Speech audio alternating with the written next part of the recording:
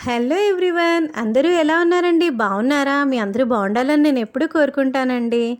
ఈ రోజుతోటి 7 శనివారాల వ్రతం కంప్లీట్ అయిపోయిందండి. అంటే లాస్ట్ వీకే కంప్లీట్ అయిపోయింది.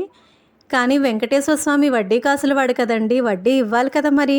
అందుకోసం ఇవాళ వడ్డీ వారం చేసేసానండి. ఈ పూజా విధానం చాలామంది అడుగుతున్నారు.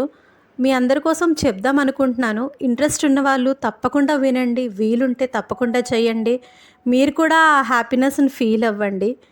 మీకు ఈ పూజా విధానం అనేది ఈజీగా కొంచెం చెప్తాను. మీరు కూడా ట్రై చేయండి చేయడానికి. చాలా బావుంటది. మీకు కూడా లైఫ్‌లో చేంజ్ అనేది వస్తుంది.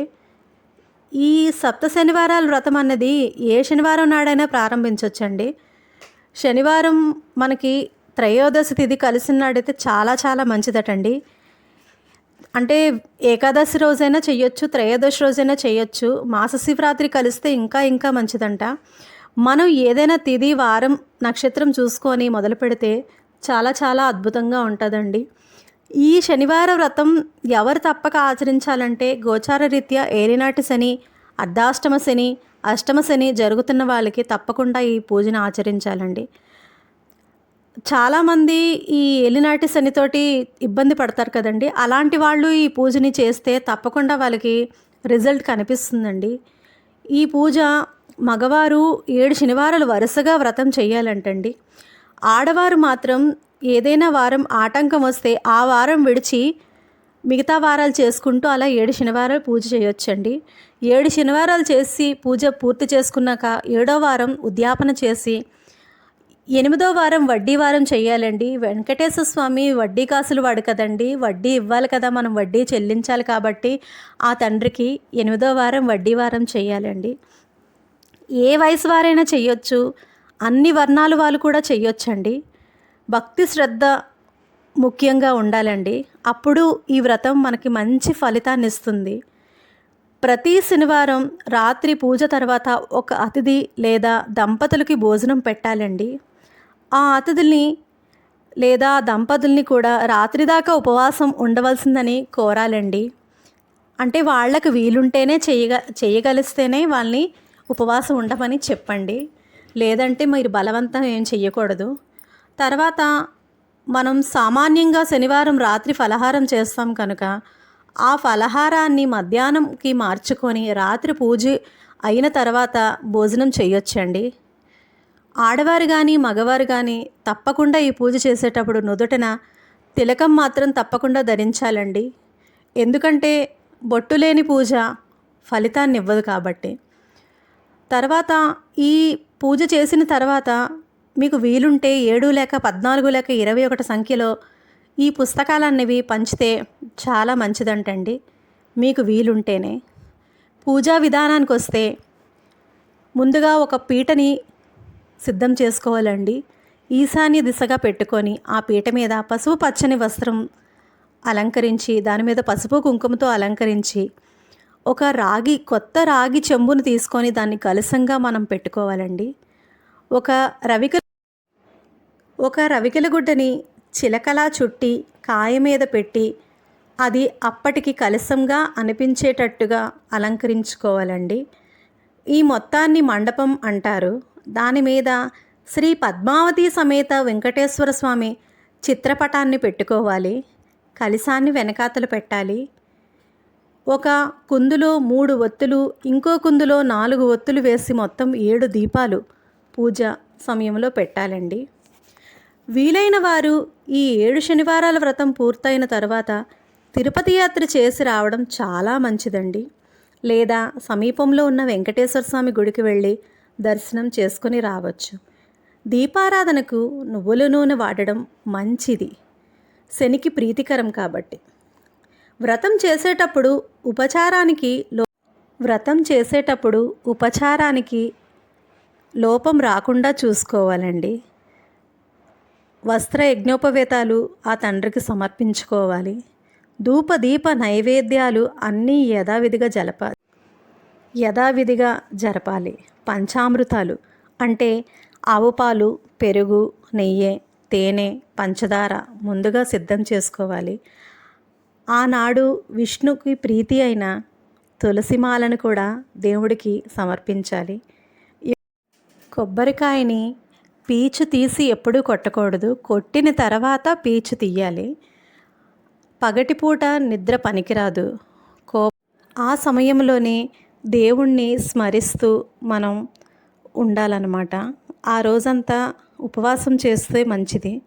చక్కగా శనివారం నాడు సూర్యోదయమై దుర్ముహూర్తం మొదలవుతుంది కనుక వ్రత ప్రారంభం వేకువజామునే జరగాలి. వ్రతం నాడు తలస్నానం తప్పకుండా చేయాలండి. ఉదయం ఫలహారాలు చేయకూడదు. కలస్థాపన చెయ్యాలి. 7 అగరవత్తులు వెలిగించాలి. ఆ తండ్రికి 7 అంటే చాలా ప్రీతికరం కాబట్టి. తర్వాత ఏంటంటే 2 కుందుల్లో 7 ఒత్తులు దీపాలు పెట్టాలి. ఉదయం పూజలో 7 అరటిపళ్ళు, మీకు నచ్చిన 7 పండ్లు, నల్ల ద్రాక్ష పళ్ళు, 7 చిమిలి ఉండలు నైవేద్యం పెట్టాలండి తండ్రికి. ప్రతిరోజు ఉదయం పూజలో కొబ్బరికాయ కొట్టవలసిన అవసరం లేదు. ఉదయం వేళ వెంకటేశ్వర స్వామికి పూజ చేసే టైంలోనే ఉదయం కొబ్బరికాయ కొట్టాలి. యథాశక్తిగా వెంకటేశ్వర సుప్రభాతం, వెంకటేశ్వర స్వామి దండకం, గోవిందనామాలు, స్తోత్రాలు చదువుకోవాలి. తప్పనిసరిగా ఆ రోజు శనిదేవుడి స్తోత్రాలు చదువుకోవాలండి. ఆ నియమ నిష్టలన్నీ పాటిస్తూ ఆ తండ్రిని మనం మనస్ఫూర్తిగా పూజ చేసుకుంటే చాలా బాగుంటుందండి. పూజ అవుతున్న సమయంలో షోడశనామ పూజ తప్పకుండా చేయాలండి. ఉదయం పూజలో నివేదించిన ప్రసాదాన్ని మధ్యాహ్నం అల్పాహారం తీసుకోవచ్చు. మధ్యాహ్నం భోజనం చెయ్యరాదు. అతిథి లేదా దంపతులతో పాటు మధ్యాహ్నం ప్రసాదం అల్పాహారం తీసుకోవాలి. ఈ షోడశనామ పూజ అనంతరం 3 అష్టోత్తరాలు ఉంటాయండి. 3 అష్టోత్తరాలు చదువుకొని, కథలు ఉంటాయి, కథలు చదువుకొని పూజని సమాప్తం చేసుకోవాలి. తర్వాత సాయంత్రం పూజ కూడా ఉంటుందండి. సాయంత్రం పూజ ఏంటంటే, సాయంత్రం తండ్రికి దీపారాధన చేసి 7 లడ్డూలు నైవేద్యంగా పెట్టి, ద్రాక్ష పళ్ళు నైవేద్యంగా పెట్టి, మనం వీలుంటే గోవిందనామాలు చదువుకుంటూ ఆ తండ్రిని పూజ చేసేసుకోవచ్చు సాయంత్రం. చాలా ఈజీ ప్రాసెసేనండి. చాలా బాగుంటుంది. వీలున్న వాళ్ళందరూ తప్పకుండా చేయండి. ఆ వడ్డీ కాసుల వాడు కలియుగ ప్రత్యక్ష దైవమైన శ్రీ వెంకటేశ్వర స్వామి దయ మీ అందరి మీద ఉండాలని నేను మనస్ఫూర్తిగా కోరుకుంటున్నాను. ఆ తండ్రికి చలివిడి, వడపప్పు, పానకం కూడా పెట్టాలండి.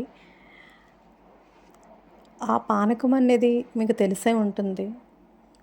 కొంచెం నీళ్ళల్లో బెల్లం, మిరియాల పొడి, పచ్చికర్పూరం, యాలకులు వేసుకొని కొంచెం తులసి ఆకు కూడా వేసుకుంటే పానకం అయిపోతుంది. వడపప్పు, చలివిడి. మనం తండ్రికి పిండి ప్రమిదలు దీపాలు పెడతాం కదా, ఆ పిండి ప్రమిదలు ముందుగా బియ్యం నానబెట్టుకొని ఆ తడి బియ్యం పిండిని ఆడుకొని ఆ బియ్యం పిండిలోని కొంచెం అరటిపండు, పచ్చి ఆవు పాలు, తర్వాత బెల్లం, నెయ్యి వేసుకొని కలుపుకొని పిండి ప్రమిదలు చేసుకొని తండ్రికి దీపాలుగా పెట్టుకోవాలండి. ఈ పిండి ప్రమిదలు దీపాలు పెట్టడం వల్ల మనకి కలిగే ప్రయోజనాలు ఏంటంటే, ఎవరికైతే అపమృత్యు దోషాలు ఉంటాయో ఈ పిండి ప్రమిదలు పెట్టడం వల్ల ఆ అపమృత్యు దోషాలన్నీ తొలగిపోతాయండి. ఈ పూజ చేయడం వల్ల మనకి కలిగే లాభాలు ఏంటి అంటే, ఎవరికైతే ఏలినాటి శని ఉంటుందో వాళ్ళకి ఈ పూజ చేయడం వల్ల చాలా ఫలితం ఉంటుంది.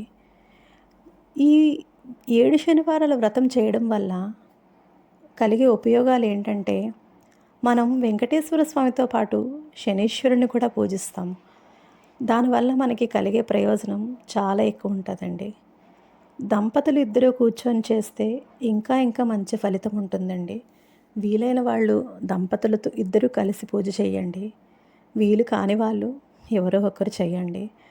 మనం ఈ పూజలోని మన ఆడంబరాలు చూపించకూడదు. మన భక్తి శ్రద్ధే ప్రధానమండి. ఏ పూజ అయినా సరే మనకి ఉన్న ఆడంబరం కాకుండా ఆ దేవుడి మీద మనకున్న సంకల్పం, ఆ దేవుడి మీద ఉన్న మనకి భక్తి ప్రధానమండి. మనం ఒక పూజ చేస్తాము. ఆ పూజ చేసేటప్పుడు మన మనసు ఆ తండ్రి మీద లగ్నం చేయాలండి. ఈ పూజే కాదు, ఏ పూజైనా, ఏ పనైనా సరే మనం చేసే పని మీద శ్రద్ధ ఉంటే ఆ పనికి మనకి సత్ఫలితం వస్తుంది. కాబట్టి మనం చేసే పూజ మీద మన శ్రద్ధ అంతా పెట్టి ఆ తండ్రిని మనస్ఫూర్తిగా మనం పిలిస్తే వెంటనే పలుకుతారండి. వీలైన వాళ్ళు ఈ పూజ చేసుకొని వెంటనే తిరుపతి క్షేత్రాన్ని దర్శించుకుంటే చాలా మంచిదంటండి. ఈ కథలో కూడా చాలా చాలా మంచి కథలున్నాయండి ఈ బుక్లోని. ఈ 7 శనివారాల వ్రతం బుక్లోని. ఒక కుమ్మరివాడు కుండలు చేస్తూ బ్రతుకుతున్నాడండి. నేను సింప్లిఫై చేసి చెప్తున్నాను, మీరు అర్థం చేసుకోండి. ఒక కుమ్మరివాడు ఏంటంటే కుండలు చేసుకొని తను జీవితాన్ని సాగిస్తున్నాడు. అతనికి వెంకటేశ్వర స్వామి అంటే చాలా భక్తి అండి. అతనికి పూజ చేసే స్తోమత లేదనమాట. అలా కుండలు చేసుకుంటూ తన చేతికి అంటిన మట్టితో పువ్వులుగా చేసి ఆ తండ్రికి సమర్పించేవాడు. ఆ ఆ ఊర్లోనే అక్కడే ఒక రాజు ఉండేవారనమాట. ఆ రాజు అతను కూడా వెంకటేశ్వర స్వామి అంటే చాలా భక్తి శ్రద్ధలనమాట. అతను రోజు ఆ తండ్రికి బంగారు పూలతోటి అర్చించేవారు. కానీ ఆ బంగారు పూలు మాయమైపోయి ఈ మట్టి పూలు ప్రత్యక్షమయ్యేవి అనమాట. అలా అవ్వడంతో రాజుకి చాలా బాధ అనిపించింది. అయ్యో, ఈ అర్చకులు దొంగతనం చేస్తున్నారేమో అని అతనికి అనుమానం వచ్చి అతని భటుల్ని అక్కడ కాపలాగా ఉంచుతారు. కానీ ఆ భటులు చూస్తే ఆ పూజారులు తీయడం చూడలేదనమాట. అప్పుడు అతనికి ఒక మనోవ్యధన వచ్చిందనమాట. ఏంటి, నేను పెట్టే బంగారు పూలు అదృశ్యమయ్యి మట్టి పూలు ఆ స్థానంలో మట్టి పూలు వస్తున్నాయనేసి అతనికి ఒక ఆలోచన వచ్చింది. అప్పుడు ఒకరోజు అతను ఒక నిద్రలో ఉన్న టైంలోని అతనికి వెంకటేశ్వర స్వామి కలలో కనిపించి చెప్పారంట, మీ పక్క ఊరిలోనే ఒక కుమ్మరివాడు కుండలు చేస్తూ తను చేతి కంటిన మట్టితోటి పువ్వులు చేసి నాకు సమర్పిస్తున్నాడు. నువ్వు బంగారు పూలు సమర్పిస్తున్నావు. నీ భక్తి కన్నా అతని భక్తి చాలా ఎక్కువ. అందుకోసమే నీ పూల స్థానంలో అతని పూలు ఉన్నాయి అనేసి వెంకటేశ్వర స్వామి కలలో కనిపించి, నీ భక్తి కన్నా అతని భక్తి చాలా ఎక్కువ అనిపించింది నాకు అనేసి ఆ తండ్రి చెప్పగా, ఈ రాజుకి అంత భక్తి ఉన్న వ్యక్తిని చూడాలని అనిపించి అతను బయలుదేరాడు అతన్ని చూడడానికి. అప్పుడు అతను కుండలు చేస్తూ ఆ కుమ్మరివాడు కనిపించాడు. దూరంగా వెంకటేశ్వర స్వామి చిత్రపటాన్ని పెట్టి ఈ చేతి కంటిని మట్టితోటి పూలు తయారు చేసి ఇక్కడ నుంచి ఆ తండ్రి దగ్గరికి పడేటట్టుగా విసురుతున్నాడు. అప్పుడు వెంటనే ఆ మహారాజు వచ్చి, నువ్వు దేవుడికి మట్టి పూలు పెడుతున్నావా? నీ దగ్గర పూజ చేయడానికి వేరే పూలు లేవా అని ఆ కుమ్మరివాడిని ఈ రాజు అడగ్గా, ఆ కుమ్మరివాడు చెప్పాడంట, మహారాజా, మీ అంతటి గొప్ప వ్యక్తి నన్ను చూడడానికి వచ్చారు. నాకు రోజు కుండలు చేసుకొని బ్రతికితే కానీ నా కుటుంబాన్ని నేను పోషించుకోలేను. అలాగని ఆ తండ్రిని పూజ చేయడానికి నేను లేవలేని పరిస్థితిలో ఉన్నాను. పూజా విధానం కూడా నాకు తెలియదు. అందుకని నా చేతి కంటిన మట్టితోటి పూలను తయారు చేసి ఆ తండ్రి దగ్గరికి చేరేలా విసురుతున్నాను. ఏమైనా తప్పు చేశానా అని మహారాజుని అడిగితే మహారాజు ఇలా చెప్పారంట, లేదు లేదు, నువ్వు తప్పేమీ చేయలేదు. నాకు కలలో వెంకటేశ్వర స్వామి ఇలా చెప్పారు, నేను రోజు ఆ తండ్రికి బంగారు పూలతో అర్చిస్తూ ఆ బంగారు పూల స్థానంలో నీ మట్టి పూలు ఉండడం నేను చాలా కలత చెందాను. అప్పుడు నాకు వెంకటేశ్వర స్వామి కలలోకి వచ్చి నీ గురించి ఇలా చెప్పారు, అందుకు నేను చూడడానికి వచ్చాను అని చెప్పగా చాలా సంతోషపడ్డాడు ఆ కుమ్మరివాడు. అప్పుడు ఆ రాజు ఆ కుమ్మరివాడికి కొంత డబ్బునిచ్చి తను రాజ్యానికి వెళ్ళిపోయారు. అప్పటి నుంచి తిరుపతిలోని ఇప్పటిదాకా వెంకటేశ్వర స్వామికి మట్టి పాత్రలోనే నైవేద్యాలు నివేదన చేస్తారటండి. మీ ఎవరికైనా తెలుసా ఈ విషయం? అంటే ఇక్కడ ఈ స్టోరీలోని నీతి ఏంటంటే, మనం భక్తి ప్రధానం, మన ఆడంబరాలు కాదు. మన మనసులోని ఆ తండ్రి మీద ఎంత భక్తి శ్రద్ధ ఉన్నది అన్నదే మనకి చాలా ఇంపార్టెంట్ అండి. ఇక్కడ కూడా అలాగే మనం తెలుసుకున్నాం అన్నమాట. ఇలా చాలా చాలా చాలా విషయాలు ఉంటాయండి. ఆ తండ్రిని మనం మనస్ఫూర్తిగా పూజించి వేడుకుంటే ఖచ్చితంగా ఆ తండ్రి పలుకుతాడండి. నాకైతే చాలా నమ్మకం వచ్చింది. పూజ చేసిన ప్రతి వారం ఒక తెలియని శక్తి, తెలియని సంతోషం, తెలియని ఆనందం. ఉద్యాపన చేసిన రోజైతే ఇంకా దేవుడు ఉపవాసం చేసిన ఎంతో శక్తినిచ్చారండి. ఆ పూజ చేయడానికే కాదు, ఆ తండ్రికి సేవ చేయడానికే కాదు, దేనికైనా సరే మనం చేసే పూజ బట్టి ఉంటుందండి. మనస్ఫూర్తిగా ఆ తండ్రిని మనం కోరికని విన్నవించుకుంటే ఆ తండ్రి ఖచ్చితంగా పలుకుతారండి. మీరు కూడా తప్పకుండా ఈ 7 శనివారాల వ్రతం పూజను చేస్తారని అనుకుంటున్నాను. చేసి ఆ ఫలితం ఎలా వచ్చిందో అనేది నాకు చెప్పండి. మీ సంతోషాన్ని నాతో పంచుకోండి. నా పూజ ఏదైనా మిస్టేక్స్ ఉంటే కొంచెం ఇగ్నోర్ చేయండి. పూజా విధానం అయితే నేను సింప్లిఫై చేసి చెప్పాను. మీరు బుక్ తీసుకొని కొనుక్కొని బుక్లో చూడండి. మొత్తం డీటెయిల్డ్గా పూజ అంతా వివరంగా ఉంటుంది. చాలా బాగుంటుందండి వెంకటేశ్వర స్వామి తండ్రిని పూజ చేసుకుంటే. ఈ పూజ అంతా ఫినిష్ అయ్యే టైంకి చక్కగా తిరుపతి వెళ్ళామనుకోండి, చాలా బాగుంటుంది. మేము అదే ప్లాన్లో ఉన్నాం, వెళ్తాము తిరుపతి. ఆ తండ్రిని దర్శించుకొని ఈ 7 శనివారాల వ్రతం చేసి ఆ వెంకటేశ్వర స్వామి కలియుగ ప్రత్యక్ష దైవమైన వెంకటేశ్వర స్వామి తండ్రిని దర్శనం చేసుకోవడం అంటే మాటలు కాదండి, అదృష్టమేనండి. ప్రతి సంవత్సరం వెళ్ళిన ఆ తండ్రి మొహం చూస్తే ఏదో తెలియని కొత్తదనం, ఏదో తెలియని సంతోషం, చాలా చాలా బాగుంటుందండి. తిరుపతి వెళ్ళాము అంటే ఆ కొండ ఎక్కగానే ఒక తెలియని సంతోషం, ఒక అనుభూతి కలుగుతుందండి. ఆ ప్రాంతంలో కూడా మనం చెప్పులు వేసుకోకుండా నడిచినా మనకి కాళ్ళు కాలడం, తర్వాత ఉక్కపోత ఇవేమీ ఉండవండి. ఎందుకో తెలియని ప్రశాంతత, ఆ చల్లదనం కూడా ఉంటుందండి. మీరు ఆ క్షేత్రాన్ని దర్శించుకున్నప్పుడు మాత్రం తప్పకుండా అక్కడ అన్నదాన సత్రాలు ఉంటాయండి. తప్పకుండా అక్కడ అన్నదానం మాత్రం చెయ్యండి. అన్నం పరబ్రహ్మ స్వరూపం కదా, దాన్ని నిర్లక్ష్యం చేయకూడదు. మేమైతే వెళ్తే మాత్రం తప్పకుండా అక్కడే తింటామండి. మహాప్రసాదం అది మనకి చాలా గొప్పది.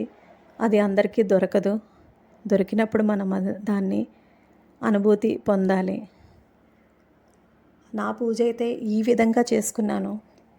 ఆ తండ్రిని మనస్ఫూర్తిగా కోరుకున్నాను. ఆ తండ్రి చల్లని కరుణ నా మీద, మీ మీద, అందరి మీద ఉండాలని నేను మనస్ఫూర్తిగా కోరుకుంటున్నాను.